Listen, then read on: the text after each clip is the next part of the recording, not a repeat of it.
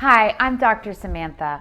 I'm a board-certified psychiatric nurse practitioner with over 13 years nursing experience, working in mother-baby postpartum, NICU, antepartum, and labor and delivery.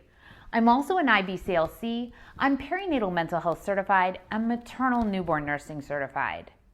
New parents will spend a lot of time changing diapers, so it's really important to know how you're going to accomplish this. Today we'll be explaining everything you need to know about diapering your new baby. So click those like and subscribe buttons and stay with us.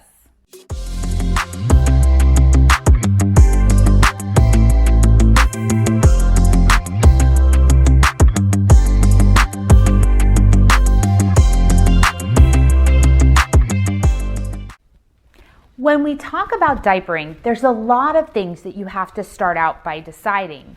For example, you need to start out by deciding, are you going to use cloth diapers or disposable diapers? Now, not only that, you have to decide if you're using cloth, are you using old school that's going to require safety pins or fasteners, or some of the newer models that have snaps, which are easier. Additionally, you're going to have to make decisions about wipes. Are you going to use reusable wipes, which you have to launder, or disposable wipes that are convenient and easy to go? Then there's diaper rash ointments. There's tons of diaper rash ointments and creams that you're going to have to decide on. And finally, there's equipment, wipe warmers, changing tables, changing pads.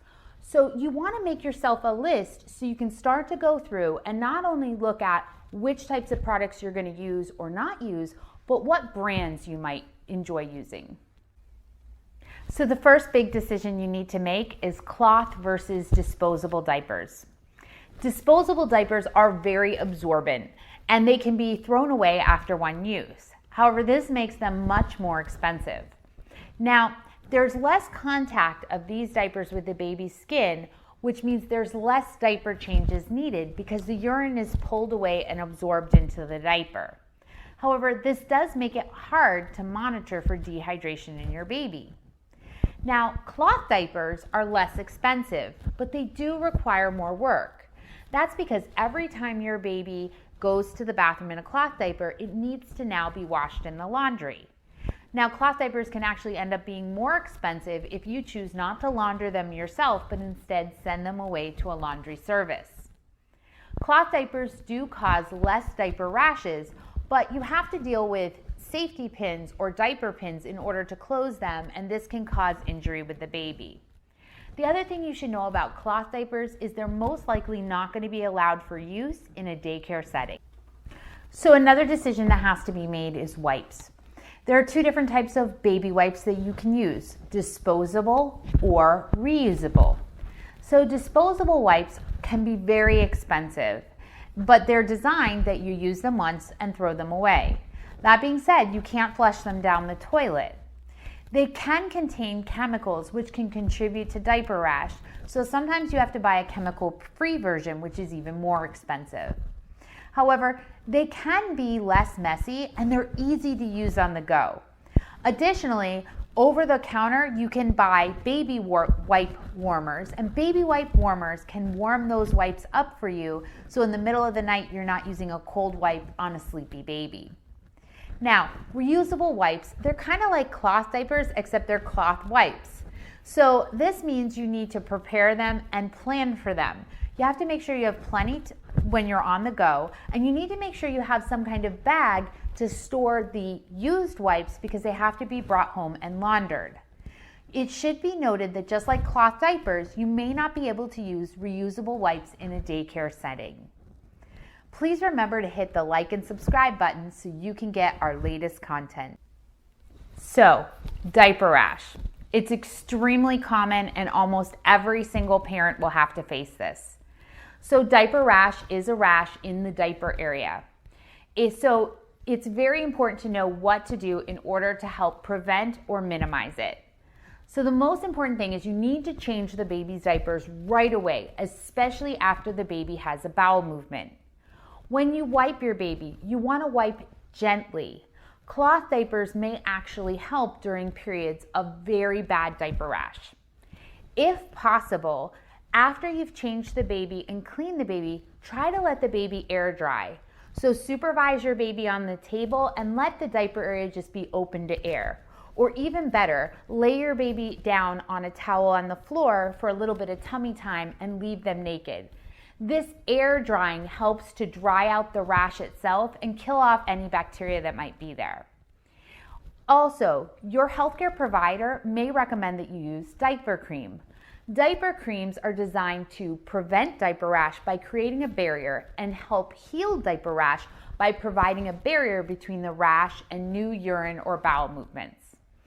Finally, you need to contact your pediatrician if the rash is lasting longer than 2 to 3 days, or if it's bright red and you see blisters.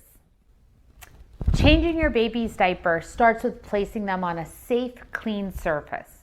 You want to remove the baby's diaper, and when you clean your baby, you're going to wipe from front to back. You want to make sure you're keeping the surface and the baby's clothes clean while you're doing this. Then you're going to apply any diaper cream that's needed and then your clean diaper. Make sure to wash your baby's hands and your hands after you're done. It may seem silly to wash your baby's hands, but oftentimes babies are touching around down there while you're doing it because they're curious. Finally, you throw away the dirty diaper, you clean the diaper changing area, and you wash your hands again.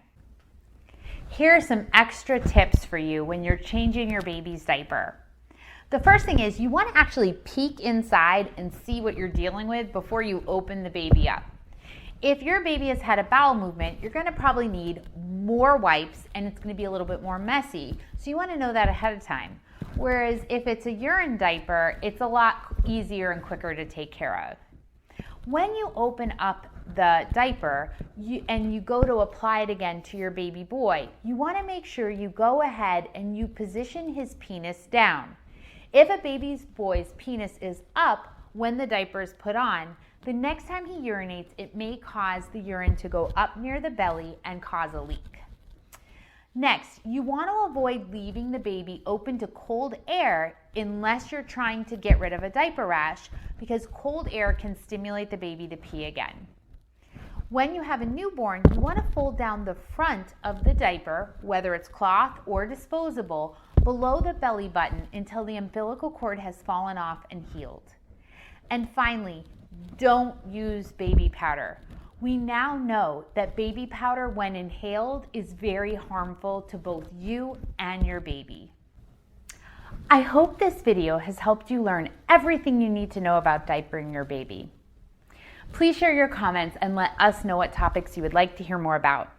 Remember to hit the like and subscribe button so you can get our latest content in pregnancy, labor, and early childhood parenting. Share this video with your friends and family and follow us on Facebook, Instagram, and Twitter for additional content. We will link those in the description below. Thank you so much for joining us at the Maternity Mentor.